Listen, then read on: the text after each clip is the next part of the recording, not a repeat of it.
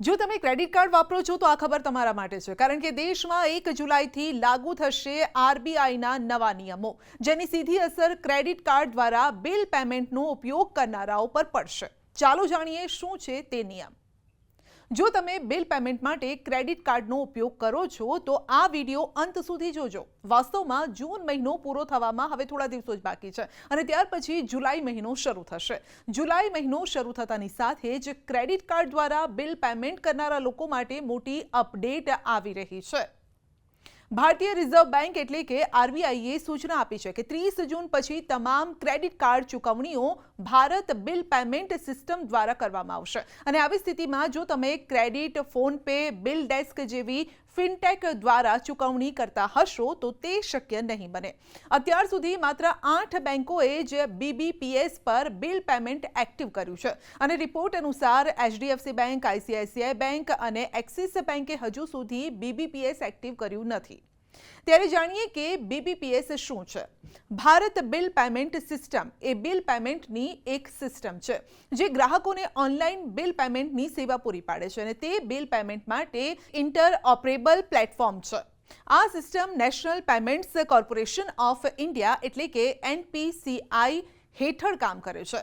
UPI અને રૂપીની જેમ જ બીબીપીએસ પણ national payments corporation of India દ્વારા બનાવવામાં આવ્યું છે.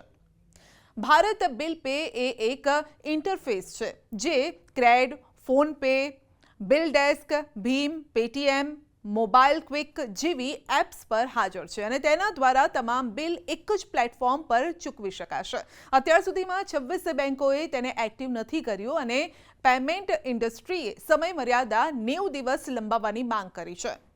બેઝિકલી બીબીપીએસ સિસ્ટમ શું છે? Bharat bill payment system. તો એ આખા ઓનલાઈન પેમેન્ટ સ્ટ્રક્ચરને ઇન્ટિગ્રેટ કરી રહ્યું છે. એટલે કે એમાં બેંક ઇન્વોલ્વ થતી હોય, નેટવર્ક કાર્ડ ઓપરેટર ઇન્વોલ્વ થતા હોય, પેમેન્ટ રેગ્યુલેટરી ઇન્વોલ્વ થતી હોય, પેમેન્ટ ગેટવે આપણે જેને કહીએ, અને જે પોઈન્ટ ઓફ સેલ ટર્મિનલ છે એ ઇન્વોલ્વ થતા હોય. એટલે કસ્ટમર તરીકે મને બે જગ્યાએ ઇમ્પેક્ટ પડે છે કે એક, હું વેપારી હોઉં તો મારી કંપનીને જે એચઆર ડિપાર્ટમેન્ટ રિમ્બર્સમેન્ટ કરે છે તો એ ફટાફટ ઓનલાઈન કરી દેતા હોય છે. અમુકમાં નથી થઈ શકતું તો ત્યાં ઇમ્પેક્ટ આવશે. બીજું, ઇન્ડિવિજ્યુઅલ તરીકે ઇમ્પેક્ટ આવશે. હું હાઉસિંગ બિલ ભરવાનું હોય, પેમેન્ટ યુટિલિટીઝ, વીજળીના બિલ હોય, પાણીનું બિલ હોય, ફ્યુલ સ્ટેશનમાં પેટ્રોલ ભરાવતો હોઉં, અથવા તો કોઈ વેપારી ખરીદનાર અથવા તો વેચનારને પેમેન્ટ લેતી દેતીનું કરવાનું હોય તો એ બીબીપીએસનો હેતુ એને ઇન્ટિગ્રેટ કરવાનો છે. પણ જે બેંકો આ બીબીપીએસ સિસ્ટમમાં જોડાઈ નથી 1 જુલાઈથી, તો એના ખાતેદારોને ટૂંકા સમય માટે થોડી અસર પડશે.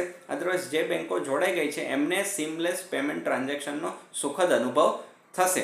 સાથે સાથે જે ગેસના બિલો છે, લાઇટ બિલ છે, બસનું આપણે જે મેટ્રો કાર્ડ કઢાયા છે એના બિલ છે, ટેક્સીસ ભરવાના હોય, એલઆઈસીનું પેમેન્ટ કરવાનું હોય, હપ્તા ચૂકવવાના હોય, લોન ચૂકવવાની હોય કે ફાસ્ટેગ લગાવવાનો હોય, તો બીબીપીએસના અંતર્ગત આ બધું સુલભ સુવિધાઓ નાગરિકોને મળે એ સરકારનો આદેશ છે. એટલે આરબીઆઈએ એ માર્ગદર્શિકા પણ જાહેર પાડી છે કે 1 જુલાઈથી બીબીપીએસ અમલમાં આવશે અને જે બેંકોએ આ અડોપ્ટ નથી કરી તો એના કસ્ટમર, એના ખાતેદારો આ સુવિધાથી વંચિત રહી જશે.